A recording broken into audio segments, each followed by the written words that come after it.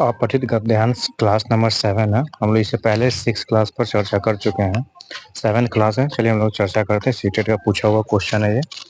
गद्यांश class 7 है ये। इसी रिलेटेड 5-6 क्वेश्चन का अप्रोक्स मिला हुआ है आपको। नीचे हम लोग सॉल्व करेंगे। आजकल बड़े बड़े कल कारखानों उद्योगशालाएं अपने धुआं उगलती चिमनियों से वायुमंडल में प्राणघातक जहरीली हवाएं प्रसारित कर रही है। इस उद्योगशालाओं और कारखानों कारखानों में प्रयुक्त होने वाली पानी अनेक प्रकार के जहरीली रसायनों से युक्त अवशेष अवशेष के रूप में नदियों में बेहिचक उड़ेला जा रहा है। मतलब बोलना ये चाह रहा है कि नदियों में क्या करती है, जो कंपनियां वगैरह होती है, चीनी मिल होती है, या चीनी मिल में क्या होता है कि जो भी कंपनी जो केमिकल्स का यूज किया जाता है, जिससे साफ सुथरा होता है, फिर पानी का नदी में छोड़ दिया जाता है। बड़ी बड़ी जो फार्मास्यूटिकल कंपनी होती है, जो क्या करती है, उसके जो केमिकल यूज होता है, फिर साफ सफाई करने के बाद नदी में छोड़ी से क्या होता है, नदी पोल्यूशन होता है, वाटर पोल्यूशन होता है। इससे क्या होता है, एक्वेटिक एनिमल्स हो या प्लांट्स हो, इसे क्या होता है, डैमेज करता है, वो हार्मफुल उसके लिए ये हो जाएगा। ये बोलना चाह रहा है इस पैसेज के अनुसार से। जो नदियों के प्राकृतिक जल को अपेय बना रहा है। अपेय मतलब पीने योग्य नहीं है वो। अब क्या पीने योग्य पहले था, अब बंद होता जा रहा है, खराब होता जा रहा है। इसके अलावा सड़कों पर दौड़ता वाहन, उनका धुआं और जहरीली गैस भी यह प्रदूषण के अपना असंधान अंशदान कर रही है। यह चौतरफा आक्रमण से मानव सभ्यता को बच पाना एक कठिन कार्य लग रहा है। बोलना ये चाह रहा है कि पानी भी गंदा हो रहा है, वायुमंडल भी गंदा हो रहा है, साथ साथ जो रोड पर भी गाड़ी चल रही है उससे व्हीकल से भी स्मोक निकलता है, जिससे हम लोग एयर सांस लेते हैं, वो भी गंदा हो रहा है। मतलब एक मानव सभ्यता के लिए क्या है, एक तरह से घातक सिद्ध होने वाला है ये चीज। क्योंकि प्राण वायु के अभाव में जीवन के संभव रहने की कल्पना भी नहीं की जा सकती है। पृथ्वी पर जीवन संभव क्यों है? क्योंकि यहाँ पर वायु प्रेजेंट है, एटमॉस्फेयर जिसे हम लोग ऑक्सीजन बोलते हैं। मंगल पे नहीं प्रेजेंट है, चांद पे नहीं, तो हम लोग वहाँ नहीं रह पा रहे हैं। लेकिन यहाँ पर प्रेजेंट है, वायुमंडल है, इस वजह से हम लोग यहाँ पे सर्वाइव कर पा रहे हैं। यहाँ पानी है सब, लेकिन यही चीज बेसिक नीड है, अगर यही गंदा हो जाए तो क्या होगा? सर्वाइव कर पाएगा? नहीं कर पाएगा सर्वाइव। ये सीटेट 2023 का पूछा हुआ क्वेश्चन है सर। मेनली ये पैसेज किस पर आधारित है? प्रदूषण पर आधारित है। किस तरह जल प्रदूषण होता है, वायु प्रदूषण होता है, भूमि प्रदूषण होता है। चलिए इससे रिलेटिव क्वेश्चन है, क्वेश्चन को हम देखते हैं। वायुमंडल में प्राणों को संकट में डालने वाली विषैली हवाएं कौन फैला रहा है? कारखानों की चिमनियां फैला रही, कारखानों की नालियां फैला रही है, बड़े बड़े कल और कारखाने फैला रही है, कारखानों की प्रयोगशालाएं फैला रही है। तो सबसे ज्यादा कौन फैला? कारखानों की चिमनियां जो है क्या कर इस पैसेज में एक क्वेश्चन हम लोग को देना है, लेकिन आंसर इस पैसेज के रिलेटिव ही देना है। तो पैसेज में किसके बारे में बोला? कारखानों की चिमनियां जो दिन पर दिन क्या कर रही, फैला रही, जहरीली हवाएं क्या हो करती जा रही हो। तो फर्स्ट क्वेश्चन का आंसर कौन होगा? ए होगा। चलिए सेकंड हम लोग देखते हैं। गद्यांश के आधार पर नदियों के जल को प्रदूषित कर रहा है कौन? कर रहा है गद्यांश के अनुसार से नदियों के जल कौन प्रदूषित कर रहा है? कारखानों जहाँ बनती है, कंपनियां जहाँ प्रोडक्ट बनता है उसे कारखानों बोलते हैं, जैसे भी कोई सामान बनता हो।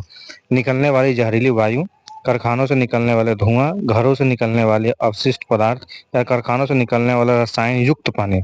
कारखानों से निकलने वाला रसायन युक्त पानी, जो केमिकल यूज होता है, उस गद्यांश के अनुसार से इस क्वेश्चन में 2 का आंसर क्या होगा? डी होगा। चलिए क्वेश्चन में इनमें से कौन सा वायुमंडल का कारक नहीं है? मतलब कौन है जो वायुमंडल में प्रदूषण का फैलाने का कारक नहीं है? चलिए वाहन नहीं है, उद्योग नहीं है, कारखाना नहीं है, विद्यालय नहीं। देखिए वाहन क्या, गाड़ी चलेगा रास्ते में धुआं निकलता ही है। उद्योग से भी क्या होता है, स्मोक निकलता है, केमिकल्स निकलता है। दूसरा है कारखानों से भी निकलता है। विद्यालय में क्या होता है, शिक्षा दी जाती है, वहाँ पर कोई धुआं हो या कोई इस तरह का कोई प्रदूषण फैलाने में कोई भी सहयोग नहीं होता वहाँ। तो इसलिए सबसे कारक कौन नहीं है? विद्यालय है। मतलब इसका आंसर क्या होगा? क्वेश्चन 3 का आंसर सी होगा, डी होगा, सॉरी डी होगा आपका, विद्यालय।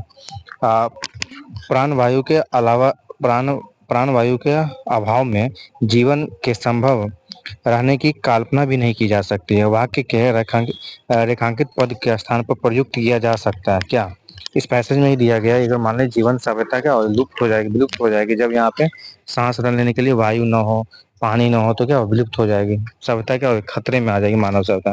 तो अभावपूर्ण है, अनुपस्थिति हो जाएगी, अशिष्टता हो जाएगी, या अभावग्रस्त हो जाएगी। तो इस क्वेश्चन का आंसर 4 का बी होगा, अनुपस्थिति हो जाएगी। मतलब क्या हो जाएगा? संभव नहीं हो पाता, जीवन संभव ही नहीं हो सकता है। कल्पना ही नहीं कर सकते कि वायु और पूरा तरह से गंदा हो जाए तो सांस ही नहीं ले पाएंगे, सबको क्या लंग कैंसर हो जाएगा, इस टाइप की बीमारी हो जाएगी। जैसे दिल्ली में सुनते हो कि एक दिन में लोग लगता है कि 6 सिगरेट पीने के बराबर क्या होता है, सांस लेता है। इतना स्मोक वहाँ, धुआं इतना गंदा हो चुका है, स्मोक एटमोसफेयर में इतना धुआं ही धुआं है गाड़ी व्हीकल्स का, कल कारखानों का। गद्यांश के आधार पर चौतरफा आक्रमण से मानव सभ्यता का बच पाना असंभव है। वाक्य के तात्पर्य क्या है?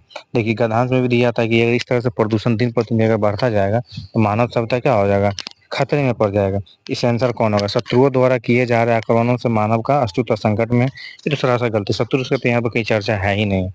तो ये तो वायुमंडल प्रदूषण होने से मानव का अस्तित्व संकट में हो जाएगा। क्वेश्चन में 5 का आंसर ये भी है। देखिए, वायुमंडल में अगर प्रदूषण बढ़ेगा तो मानव की सभ्यता क्या संकट में पड़ जाएगा।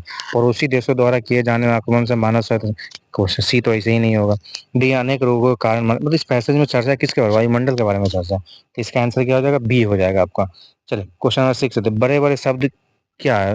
कौन सा शब्द है? विलोम शब्द है, पुनरुक्त शब्द है, पर्यायवाची शब्द है, या सार्थक निरर्थक शब्द है? कौन सा शब्द है? प्रयुक्त। देखिए, बड़े बड़े शब्द युग है, इसका क्वेश्चन नंबर भी। देखिए, विलोम तो है ना बड़ा का छोटा होता है, पर्यायवाची तो है ना बड़े का क्या होता है, बड़ा होता है, विशाल होता है, इस टाइप का। तो सार्थक निरर्थक है, कुछ तो ऐसा है नहीं। तो ये 3 ऑप्शन तो आपको एलिमिनेट कीजिएगा तो 3 तो ऑप्शन ऐसे छट गया।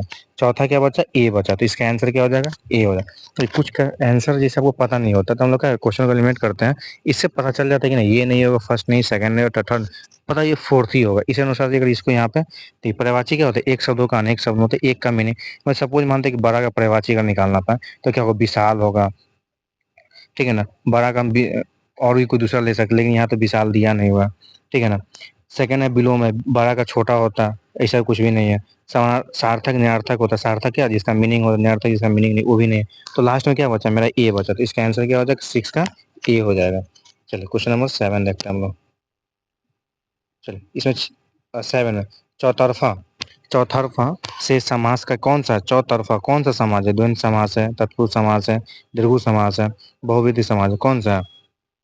इस आपको देख समास चैप्टर जब पढ़ेंगे हम लोग, आप लोग पता होगा समास चैप्टर में क्या होगा, दो के साथ कॉम्बिनेशन बनाते हैं या दो पदों के साथ मिलकर बनता है, तो अलग अलग तत्पुरुष समास, प्रधान कौन है, ठीक है ना। इसका आंसर आपका बी हो जाएगा, ठीक है ना। 7 में दीर्घु समास होगा।